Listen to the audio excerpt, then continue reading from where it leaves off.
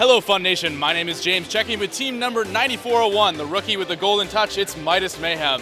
This rookie with a regional win under their belt has this awesome machine. Great design, very effective. Here with me I have Micah, Ethan, Orion, and Kay to talk about this sleek machine on Behind the Bumpers. This video on fun is brought to you by viewers like you and also in partnership with the following.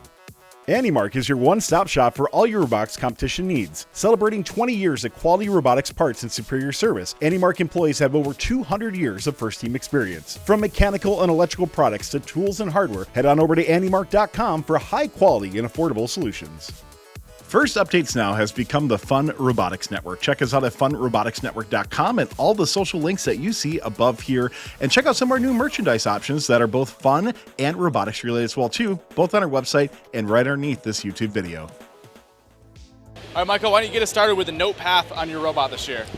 So starting with our note path, we have decided to go with an under the bumper intake. It's quick, it's safe, so it allows us just real quick go over. We don't have to worry about our intake breaking at all. So down here is our amp intake. Our amp comes down, we get the note and it comes right back up. And then for our shooter, our hood lifts up and it just goes right into the shooter. And then our shooter, we decided to go with our side-by-side wheel, well, top-bottom wheel.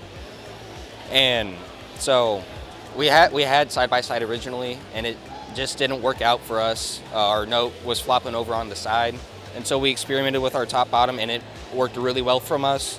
Yeah, we have a pivot on our rack and pinion. Gives us 60 degrees of pivot.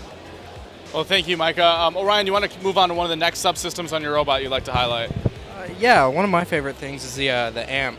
I love it because we made it as simple as possible.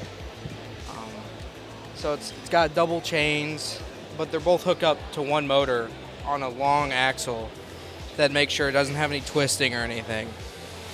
We've been through a lot of iterations of the amp though, because there were a lot of times like Oklahoma, we couldn't even use it.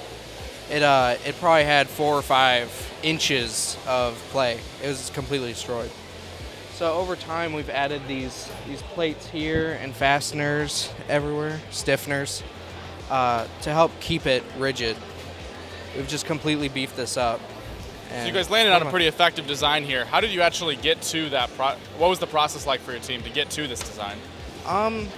We always made sure to CAD it first, but regardless, it was a lot of trial and error. Very cool. Kate, do you want to tell us a little bit more about the climbing mechanism you guys have on your robot? Yeah, so our climber has a very specific design.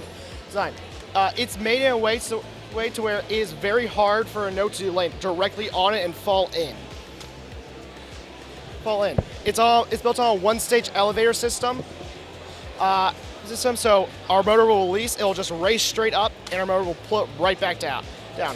The two edges of different sizes are made so that way we can do a single climb in the middle or a harmony climb with our back. And so it allows for a lot of versatility during match play and a lot of cooperation with our teammates. And Ethan, I hear your team's claim to fame per se is your software. Can you tell me a lot about what makes the software on Midas unique? So our main thing is vision sensing. So like we have 2 line lights on here, a 3 and a 3G, and a Google Coral as well. So our main pride and joy is how we use our 3G. We use it as a pose estimator to get our position on the field, which also sources our feeds and our shots, which then have been tuned based on data that we have done in testing. And then we also have our Limelight 3, which we use for note tracking in autos as well as detecting the note whenever we're doing our amp handoff. So we use the neural detector through the Google Coral to actually detect when we see a note in auto. So in auto, it'll change and then use that actually as its pose estimator. So we get the distance from the note and our angle to figure out how far off we are of the note based on where the note should be, so then it'll fix to it based on my path through Path Planner. And then afterwards we go back to our 3G pose, and then we're back to our normal pose just like that. So then when we're in autos, it'll automatically fix whenever I tell it to use the note tracking, so that way we can actually accurately do it no matter what. And then as well, we use it as a color sensor through our amp intake to make sure it's in our amp at the right position.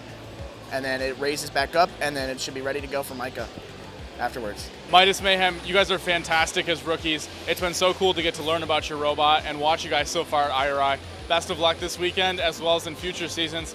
Obviously, you guys are going to be a force to be reckoned with in the future. Fun fans, thank you so much for watching. My name is James, and this has been Behind the Bumpers. This video on fun is brought to you by viewers like you and also in partnership with the following. AndyMark is your one-stop shop for all your robotics competition needs. Celebrating 20 years of quality robotics parts and superior service, AndyMark employees have over 200 years of first-team experience. From mechanical and electrical products to tools and hardware, head on over to andymark.com for high-quality and affordable solutions.